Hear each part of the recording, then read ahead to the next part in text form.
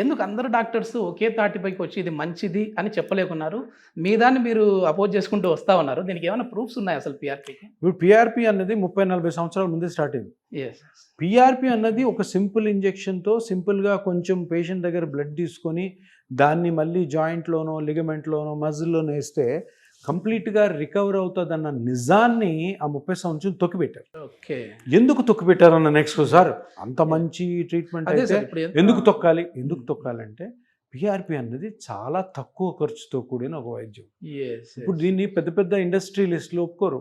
అరే ఈ ప్రాబ్లంకి ఇంకా ఎక్కువ డబ్బులు పెట్టి ఇంకా ఎక్కువ శ్రమ కలిగిన ప్రొసీజర్ కానీ ఆపరేషన్ కానీ చేస్తే దానివల్ల తద్వారా చాలా మార్కెటింగ్ చాలా ఎకానమీ రన్ అవుతుంది. సో ఈ మాస్టర్ మైండ్ తోటి ఏం చేశారంటే పీఆర్పీని ఎక్కువ ఇది చేయలే. దాని తర్వాత పీఆర్పీని అప్పటి నుంచి కూడా ఆ 30 సంవత్సరాల నుంచి ఇది పని చేయదు గోబెల్స్ సిద్ధాంతం అంటే ప్రచారం పని చేయదు అంటే అందరూ పని చేయదు